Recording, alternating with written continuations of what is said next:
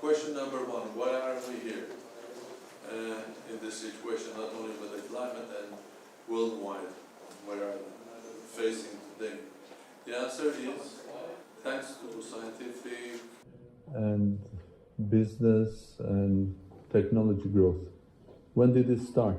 It started around more than 100 years ago when humanity was facing, the scientists were facing something extraordinary, like we're facing in daily life today, and they didn't understand what was happening with the physics of elementary particles.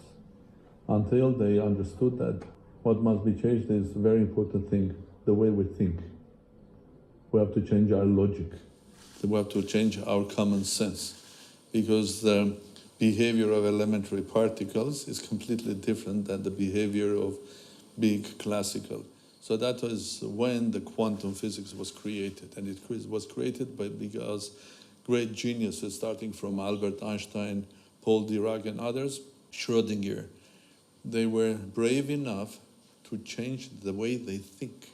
As a result, the next less than 100 years, we saw this phenomenal growth in technology, business, computers, anything that is around you.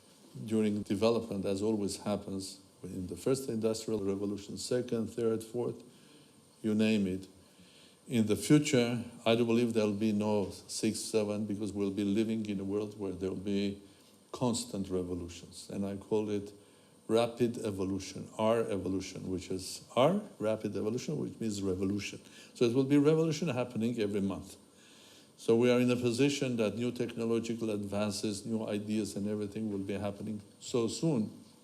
But in the meantime, while doing that, burning this, burning that, burning coal, started damaging the climate. We were not only damaging climate, we were damaging also the environment. People don't speak about that. They speak only about the climate. But the reality is that we are damaging also the environment by throwing chemicals which are damaging the rivers and so on, by doing nuclear tests and creating huge environments where the radiation is so high that people are suffering, there are illnesses. So we're damaging the nature, we have damaged the climate, and now here we are. We are living in a world that not only have problems with the climate, but we generally have a problem. We have a problem because it's a world that is less predictable, unpredictable. It's a world that is interconnected, interlinked. And it's a world that creates a lot of sort of a feeling of uncertainty. It's a world that populism has grown so much worldwide.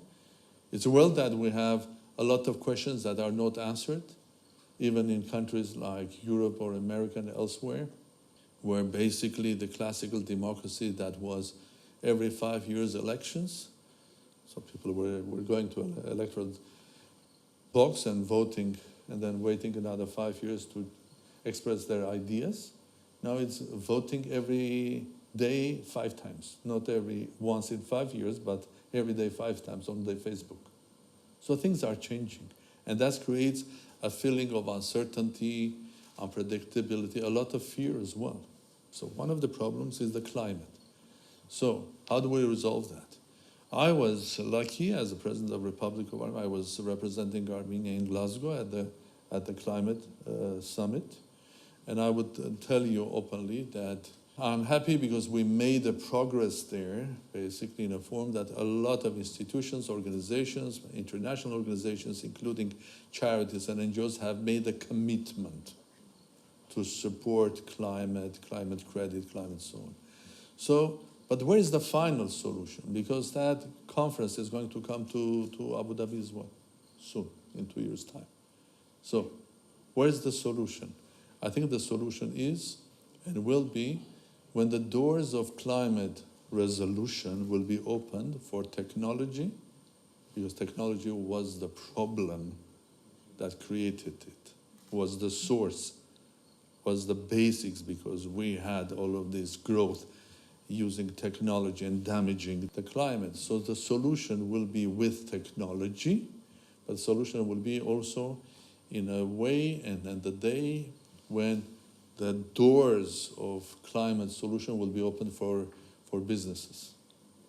When creating a business, a product, industries will benefit more doing it in a way of green rather than black. Do you understand what I mean? Doing it in a form that it will be sort of friendly to the nature, to the climate, rather than. So the moment is much more profitable.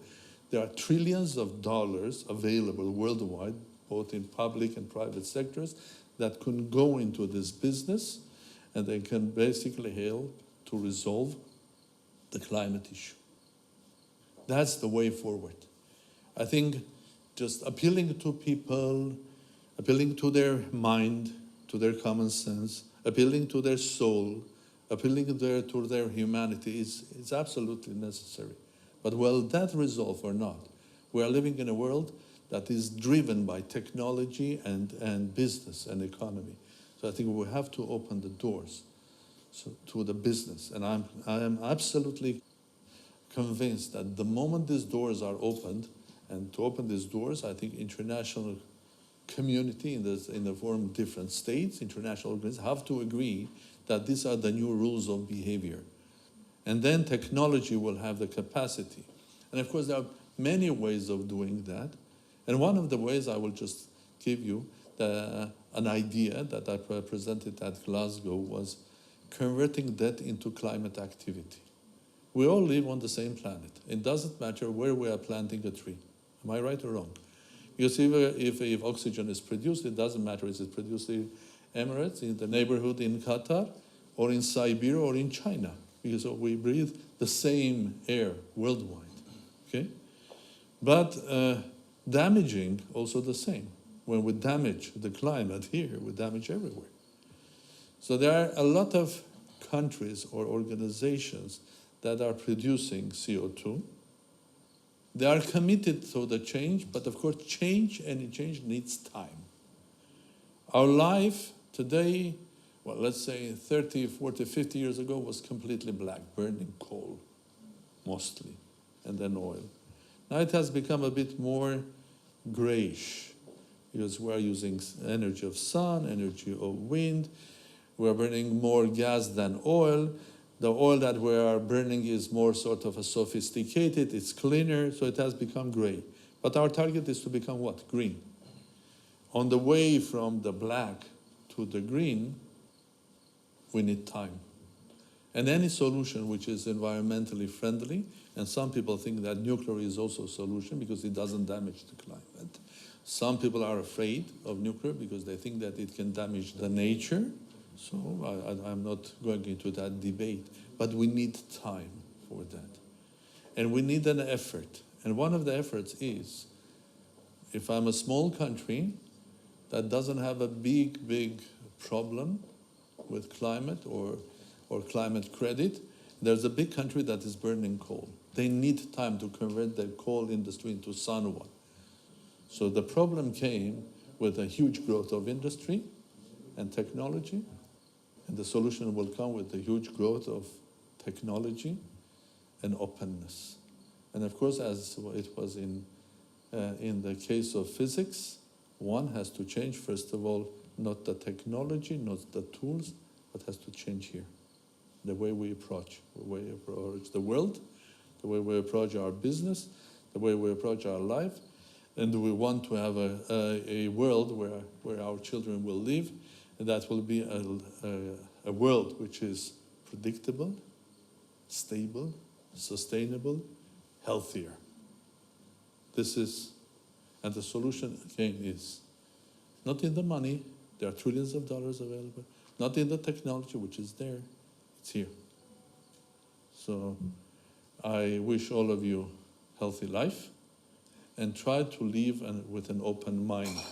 And you always know in your personal lives and on the lives of your nation and state, in the life of this planet, there's one thing that we have eventually to force.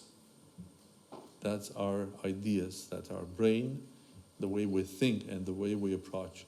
So let's be very, very pragmatic to make this world a sustainable one. Thank you very much.